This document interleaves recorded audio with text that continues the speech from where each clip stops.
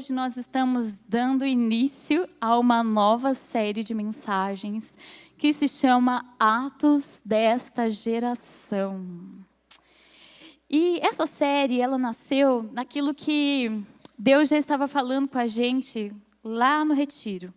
Nós falamos lá no Retiro sobre um reino no qual nós fomos inseridos. E é um reino que não foi criado por forças humanas, mas é um reino que foi estabelecido pelo próprio Deus. Amém? Vocês estão lembrados disso? Vocês são novos, né? A memória é boa. Vocês não têm filho ainda para deixar a memória meio... E Deus decidiu constituir, estabelecer e revelar o reino dele através de algo muito específico, que é a igreja. Mas nós não estamos falando aqui da igreja como a instituição local, igreja batista, presbiteriana.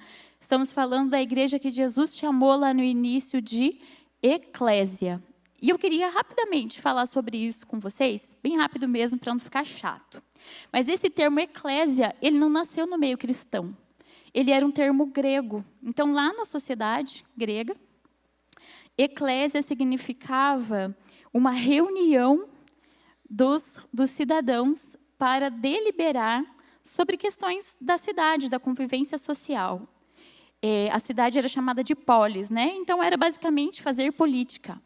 Então, os cidadãos, eles faziam isso. Então, eles eram convocados para deliberar sobre questões da convivência em sociedade. E aí, Jesus usa esse termo para falar sobre igreja. A palavra traduzida literalmente, eclésia, significa chamados para fora, porque eles eram chamados de dentro das suas casas para ir à praça da cidade, que era a ágora, para deliberar. Então, Jesus empresta esse termo para dizer para os discípulos, agora vocês são a eclésia desse novo reino. Vocês entendem para que nós fomos chamados? Nós fomos convocados para deliberar sobre um convívio, uma nova maneira de viver, sobre a melhor forma de viver. E Jesus nos ensina como fazer isso e qual é a nova ordem que se estabelece nesse reino. E quando a gente fala de um novo reino se estabelecendo, a gente está falando de uma cultura, a gente está falando de uma nova lei. E a gente está falando, consequentemente, de uma nova justiça que se instala. Por isso, a primeira mensagem que nós vamos falar para abrir essa série fala sobre os atos de justiça. E para a gente falar sobre atos de justiça, eu queria primeiro jogar uma pergunta para vocês. Quando a gente fala a palavra justiça, o que vem à sua mente? Pensa aí um pouco. O que é justo para você? Não precisa falar para o vizinho, só pensa aí. Eu vou dar uma frase para vocês. E aí vocês pensam aí bem honestamente se essa frase para vocês soa como justiça. Cada um recebe o que merece. Isso parece justo? Se a gente for ser bem honesto assim, com os nossos sentimentos e a nossa maneira de pensar, parece justo, não parece? Não parece a coisa mais natural? Mas essa é a mentalidade da carne. E a justiça de Deus, ela não funciona assim. E nós vamos ler isso juntos lá em Romanos 8, para entender melhor como funciona a justiça de Deus e como ela se manifesta. A gente vai ler o texto de Romanos 8, do 1 até o 25. É um texto bem grandão. Mas nós vamos ler juntos para a gente entender tudo que esse texto está dizendo. Então, Romanos 8, a partir do versículo 1. Portanto, agora já não há condenação para os que estão em Cristo Jesus. Porque por meio de Cristo Jesus, a lei do Espírito de vida me libertou da lei do pecado e da morte. Porque aquilo que a lei fora incapaz de fazer, por estar enfraquecida pela carne, Deus o fez enviando o seu próprio Filho. A sentença de homem pecador, como oferta pelo pecado. E assim condenou o pecado na carne, a fim de que as justas exigências da lei fossem plenamente satisfeitas em nós, que não vivemos segundo a carne, mas segundo o Espírito. Quem vive segundo a carne tem a mente voltada para o que a carne deseja, mas quem vive de acordo com o Espírito tem a mente voltada para o que o Espírito deseja. A mentalidade da carne é morte, mas a mentalidade do Espírito é vida e paz. A mentalidade da carne é inimiga de Deus porque não se submete à lei de Deus, nem pode fazê-lo. Quem é dominado pela carne não pode agradar a Deus. Entretanto, vocês não estão sob o domínio da carne, mas do Espírito, se de fato o Espírito de Deus habita em vocês. E se alguém não tem o Espírito de Cristo, não pertence a Cristo. Mas, se Cristo está em vocês, o corpo está morto por causa do pecado, mas o Espírito está vivo por causa da justiça. E se o Espírito daquele que ressuscitou Jesus dentre os mortos habita em vocês, aquele que ressuscitou a Cristo dentre os mortos também dará vida a seus corpos mortais por meio do seu Espírito que habita em vocês. Portanto, irmãos, estamos em dívida, não para com a carne, para vivermos sujeitos a ela. Pois se vocês vivem de acordo com a carne, morrerão. Mas se pelo Espírito fizerem morrer os atos do corpo, viverão. Porque todos os que são guiados pelo Espírito de Deus são filhos de Deus. Pois vocês não receberam um espírito que os escravize para novamente temerem, mas receberam o Espírito que os torna filhos por adoção, por meio do qual clamamos, Abba, Pai. O próprio Espírito testemunha ao nosso espírito que somos filhos de Deus. Se somos filhos, então somos herdeiros, herdeiros de Deus e cordeiros com Cristo, se de fato participamos do seu sofrimento, para que também participemos da sua glória. Considero que os nossos sofrimentos atuais não podem ser comparados com a glória que em nós será revelada. A natureza criada aguarda com grande expectativa que os filhos de Deus sejam revelados. Em outras versões vai dizer se manifestarem, pois ela foi submetida à inutilidade, não pela sua própria escolha, mas por causa da vontade daquele que a sujeitou, na esperança de que a própria natureza criada seja liberta da escravidão da decadência em que se encontra, recebendo a gloriosa liberdade dos filhos de Deus. Sabemos que toda a natureza criada geme até agora, como em dores de parto. E não só isso, mas nós mesmos, que temos os primeiros frutos do Espírito. Gememos interiormente, esperando ansiosamente nossa adoção como filhos, a redenção dos nossos corpos. Pois nessa esperança fomos salvos. Mas a esperança que se vê não é esperança. Quem espera por aquilo que está vendo? Mas se esperamos o que ainda não vemos, aguardamo-los com paciência. Vamos orar? Senhor, nós pedimos a Deus que o Teu Espírito Santo cative agora os nossos pensamentos, Senhor, para que nós possamos estar, ó Deus, totalmente livres para ouvir aquilo que o Senhor tem para nos dizer através desse texto. Traz revelação, Senhor, que vem do Teu Espírito Santo. Abre nosso entendimento, Senhor, para que possamos aprender mais de Ti. É isso que nós pedimos em nome de Jesus. Amém. Então, a primeira coisa que eu quero apontar nesse texto, sobre justiça. O texto ali já abre dizendo que nenhuma condenação há. Já é diferente daquilo que nós pensamos sobre cada um tem o que merece, não é? Porque se nós recebêssemos aquilo que nós merecíamos, não tinha mais ninguém aqui. E nós celebramos a Páscoa recentemente, e nós falamos tanto sobre todo esse processo de justificação que o Senhor promoveu, que foi enviar Jesus para substituir a nossa condenação. Porque um Deus que é santo e justo, não é um Deus que eu te amo, então eu vou fechar os olhos para o seu pecado.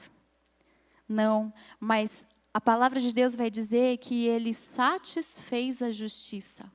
Aquilo que a lei exigia, Deus cumpriu em Jesus Cristo. Ele condenou o pecado. Houve morte. Só que não fomos nós quem pagamos a nossa conta. Então a justiça de Deus, diferente da justiça humana, ela é uma justiça que nos redime. E o que quer dizer redenção? Redenção é resgatar, é colocar novamente no plano de Deus. Nós não só fomos libertos da acusação que havia sobre nós. Não foi só, agora você não tem mais culpa, segue tua vida. Mas Jesus, Ele pagou pelos nossos pecados, nos reconciliou com Deus, e nós recebemos agora nele uma nova identidade de filhos.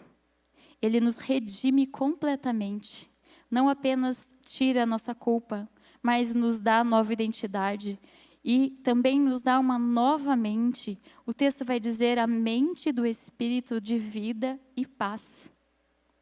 E a partir daí, então, nós somos chamados a manifestar essa nova maneira de pensar, a estender a todos que estão à nossa volta, essa mesma justiça redentiva que nós recebemos. E esse é o primeiro ato de justiça que eu quero destacar aqui. Nós, como geração, precisamos manifestar a redenção da identidade, a redenção para a salvação ao mundo caído. O mundo ao nosso redor já está condenado. E nós conhecemos a redenção. Nós temos a oportunidade e a responsabilidade de apresentar àqueles que estão próximos a nós um modo diferente de viver. Nós somos responsáveis por manifestar uma justiça e uma forma diferente de viver mediante a todas as injustiças que nós vemos no mundo. Isso não é só uma questão de escolha, isso é uma questão de nós simplesmente manifestarmos aquilo que nós somos. E isso traz o reino de Deus para a terra. E eu queria trazer um exemplo prático para que a gente pudesse entender o que significa uma mudança de mentalidade e estender a justiça. Eu não falo apenas de você apresentar um evangelho, que também significa justiça, apresentar o evangelho, mas eu falo sobre uma renovação de mente que justifica e que redime. Por exemplo, se você está lá voltando da sua faculdade, à noite, passa lá pelo centro e você avista uma mulher com pouca roupa na esquina, e você olha para ela e você entende que ela não é uma prostituta, mas ela está se prostituindo. Porque Deus não fez nenhuma prostituta. Ou fez. Deus não criou prostituta. E se eu estendo o mesmo olhar de graça que Jesus teve para a minha vida, eu vou olhar para aquela mulher e entender que está nas minhas mãos dizer para ela que existe uma outra forma de vida. E mostrar para ela que existe uma identidade que ela não conhece. E um propósito que ela não sabe. E um Deus e um amor que ela ainda não experimentou. Aí eu estou fazendo justiça. Mas para eu conseguir fazer isso, eu preciso mudar antes o meu olhar e a minha mentalidade. Eu preciso pedir ao Senhor que mude as minhas lentes, para que a minha justiça própria não traga condenação. Porque se a gente for bem honesto, quando nós olhamos algumas coisas, nós julgamos.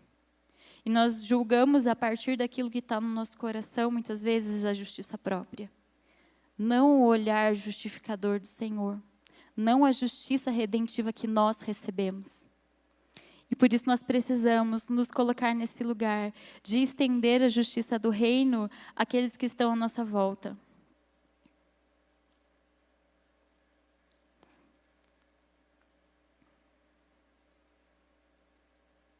Só um pouquinho, gente, que o texto saiu aqui.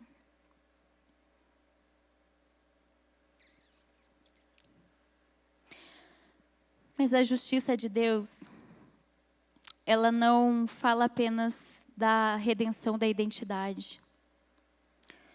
Ela também fala sobre a redenção na vida cotidiana. Deus não nos salvou apenas o espírito, mas Ele também redime as nossas vidas, o nosso dia a dia. E esse é o segundo ponto que eu quero colocar aqui para vocês, que é a justiça que socorre. Só um minuto, gente, que meu iPad está apagando toda hora.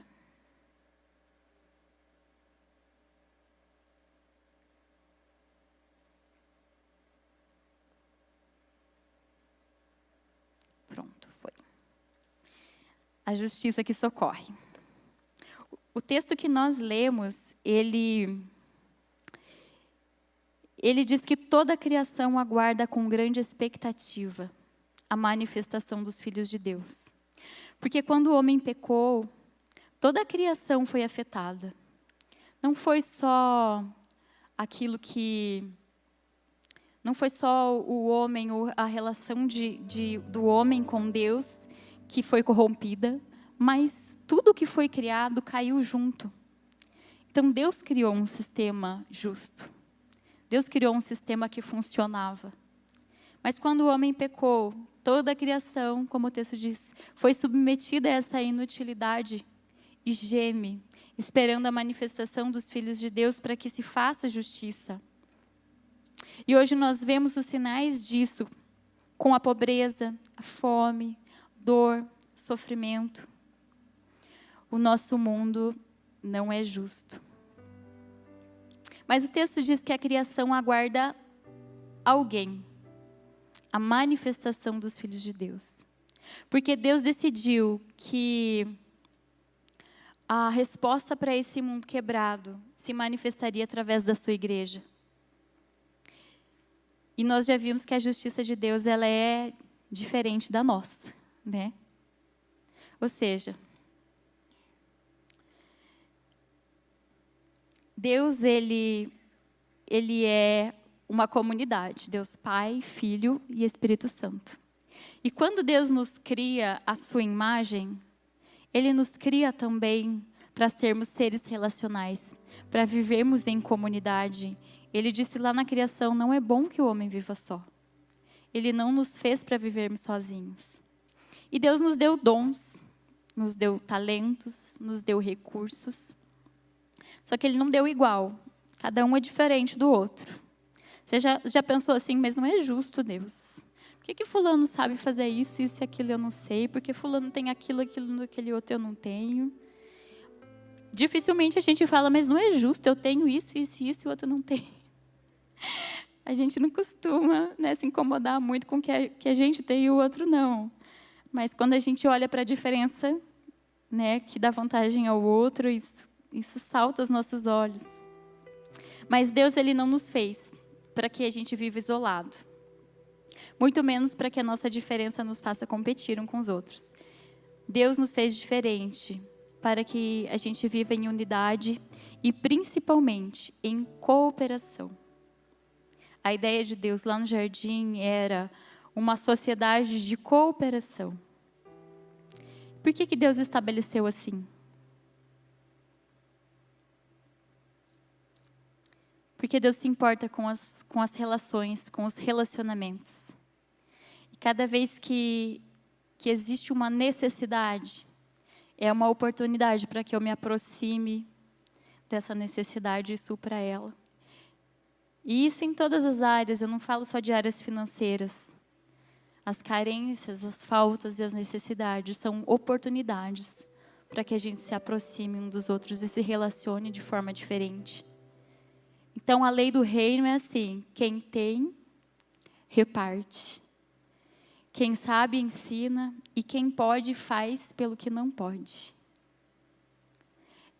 Essa é a maneira de Deus pensar, e foi assim que Deus estabeleceu. Por que isso é tão estranho para nós? Não parece injusto? Que nós vivemos numa sociedade que é extremamente individualista, egoísta e principalmente competitiva. É cada um por si. E o resultado disso é o que nós vemos hoje, e é tão comum. É uma geração que vive cansada, doente e sozinha. Você já viu solidão na multidão?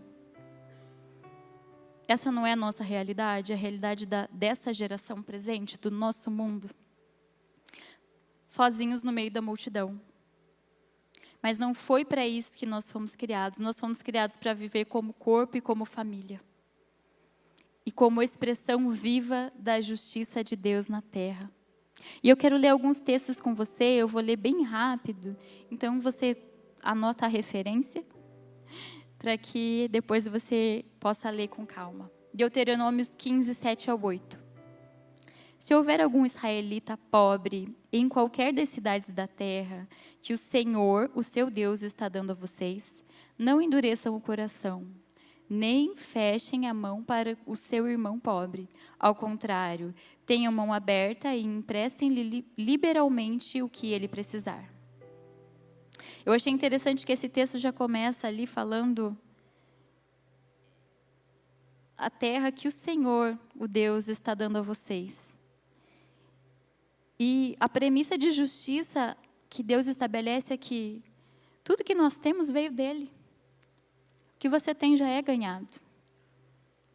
Então, estender a mesma justiça ao outro é aquilo que Deus pede. Tiago 1, 27. A religião que Deus, o nosso Pai, aceita como pura e imaculada é essa: cuidar dos órfãos e das viúvas em suas dificuldades, e não se deixar corromper pelo mundo. Lucas 3:11. João respondia: quem tem 2 túnicas, dê uma a quem não tem nenhuma, e quem tem comida, faça o mesmo. 1 João 3, 17 e 18. Se alguém tiver recursos materiais e vendo seu irmão em necessidade, não se compadecer dele, como pode permanecer nele o amor de Deus? Filhinhos, não amemos de palavra nem de boca, mas em ação e em verdade. Acho que já deu para entender o padrão, né, gente? Eu ia ler mais alguns textos aqui, mas a Bíblia, ela é rica nesses textos que mostram qual é a maneira de Deus pensar sobre o que nós temos, sobre os nossos bens, e isso deixa claro que não é uma sugestão, mas é uma direção de Deus. Isso é justiça do reino de Deus. E é a expressão prática de quem nós somos. Nós somos cidadãos de um reino que tem uma lei diferente, que tem uma justiça diferente. E como embaixadores desse reino, essa é a nossa expressão de vida. Não se trata de caridade, ou de filantropia, ou de o que eu faço nas horas vagas, mas é uma expressão de existência. Isso é muito diferente do que o mundo prega. E prega muitas vezes como autojustificação, né? Eu faço isso, mas eu dou dinheiro para os pobres. Que é uma distorção, né? Um sofisma mesmo daquilo que a Bíblia nos ensina a fazer. Nada é nosso por direito próprio. Tudo é graça. E se veio dele, então, veio para repartir. Nós não somos donos de nada, nós somos apenas canais. E eu queria deixar uma frase com vocês. Quero que essa frase fique marcada no coração de vocês. A justiça do reino se manifesta quando aquilo que Deus colocou em mim encontra a necessidade que está no outro. A justiça do reino se manifesta quando aquilo que Deus colocou em mim encontra a necessidade que está no outro. E quando essa justiça começa a se manifestar, ela não apenas socorre o necessitado, mas ela também se levanta contra tudo aquilo que promove a injustiça. E esse é o último ponto que nós vamos falar hoje. É a justiça que se posiciona. A igreja foi chamada para se posicionar diante das injustiças desse mundo. E eu não estou falando aqui de uma igreja que é combativa ou que se rebela contra todas as leis. A igreja, ela respeita e ela se submete às leis civis, até que essas leis firam os princípios bíblicos. Um exemplo para a gente entender: existe a lei do silêncio, né? Nós não podemos incomodar os nossos vizinhos. Qual que é a postura da igreja? Nós temos condições, colocamos ali vidros que bloqueiam o som, e a partir de certo horário a gente precisa reduzir o volume, porque nós respeitamos o vizinho que está do lado. Então a gente se submete a essa lei. Mas quando as leis começam a ferir os princípios bíblicos e aquilo que Deus já se colocou contra, aí a igreja é chamada a se levantar. Quando a injustiça fere a dignidade e ameaça a vida, a igreja não se cala. Provérbios 31 diz: abre a tua boca a favor do mundo. Isaías 1,17: buscai a justiça, repreendei o opressor. Salmo 82: defendei o fraco e o necessitado. Mais uma vez, aqui não são sugestões, mas são ordenanças claras, direcionamentos claros de qual é o posicionamento da igreja. Nós somos chamados a abrir a boca e a denunciar a injustiça e apontar o caminho da verdade e da vida. Levando isso para a prática, uma igreja justa, ela não encobre um agressor para não causar comoções. Ela encaminha a justiça e ela acolhe a vítima. É muito comum em aconselhamentos na igreja, né, saber de questões de casais ali. Qual que é o posicionamento da igreja? Abafar o caso? Não, a igreja precisa denunciar esse agressor, porque é um crime. A igreja justa, ela não tolera abuso de nenhum tipo, muito menos dentro da própria igreja. Lideranças abusivas e manipuladoras precisam ser confrontadas com a verdade. O silêncio diante da injustiça, ele não é neutro. Grave isso. O silêncio diante da injustiça não é neutro. O silêncio diante da injustiça sempre vai beneficiar o opressor. Então a igreja não pode se calar. E nós somos igreja, em qualquer lugar que nós estivermos.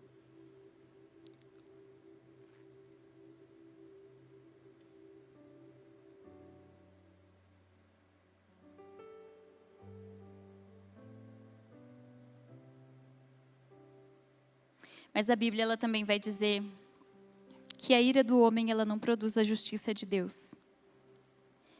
E que a nossa justiça, a justiça humana, a nossa maneira de pensar e entender justiça, são como trapos de imundícia. Então existe uma dependência do Espírito Santo para que a igreja se levante e exerça a justiça de Deus, uma justiça que confronta, mas também aponta para uma redenção. Porque toda a criação geme em dores de parto, esperando a manifestação dos filhos de Deus. Tem algum filho de Deus aqui? Então você é chamado a se manifestar. Você é chamado a se manifestar. O mundo está gemendo em dores de parto, esperando a manifestação dos filhos de Deus. Você é chamada a colocar tudo aquilo que você é, tudo aquilo que você tem, tudo aquilo que você sabe, a serviço do estabelecimento do reino de Deus nessa terra. É para isso que Deus nos chamou, para isso que nós fomos transformados e redimidos.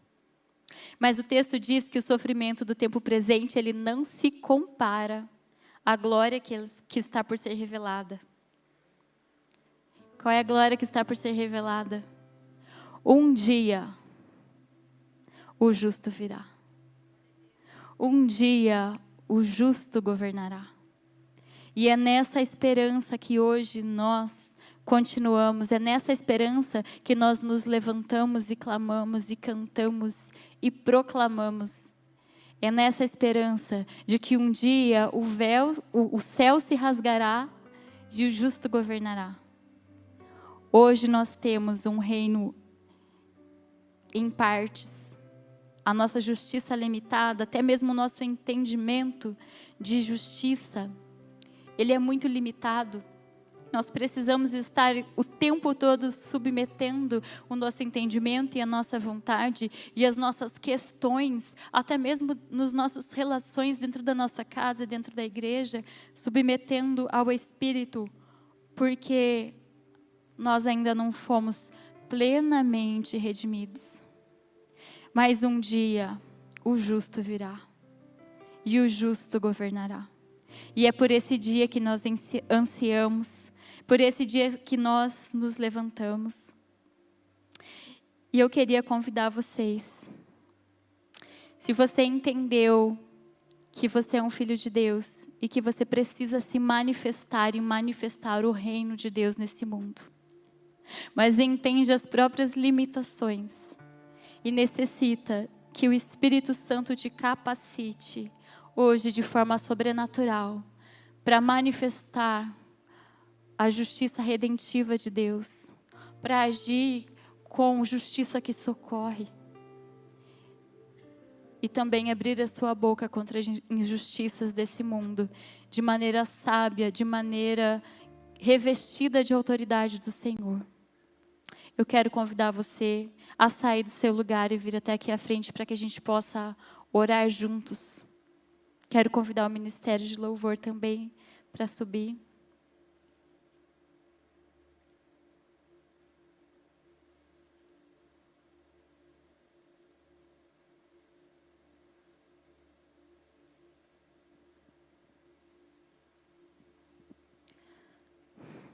Deus escolheu estabelecer o seu reino através de nós, Igreja do Senhor.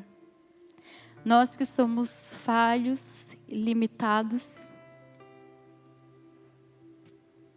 muito limitados mesmo. Quando a gente fala de injustiça nesse mundo e olha para a gente, meu Deus, quem somos nós na fila do pão, diante das injustiças desse mundo. Mas foi o Senhor quem escolheu trazer a sua justiça e revelar o seu reino através da igreja. Então, como nós podemos questionar e achar que isso é um plano falido se foi Deus quem fez? E Ele já estabeleceu lá na sua palavra que as portas do inferno não prevalecerão contra a igreja, que a igreja é vitoriosa, e Ele virá e governará esse mundo, junto com aqueles que se levantaram e abriram a sua boca e se posicionaram como filhos de Deus, revelando esse reino. Eu quero pedir que você tenha ousadia para sair do seu lugar, ousadia para se posicionar hoje como um filho de Deus que deseja revelar o reino de Deus e a justiça dele aonde você está. Seja na sua casa, no seu trabalho, na sua faculdade. Porque é o Espírito Santo quem nos capacita a fazer isso. E nós estamos aqui hoje como igreja reconhecendo as nossas limitações diante desse plano do Senhor. Mas clamando que Ele nos capacite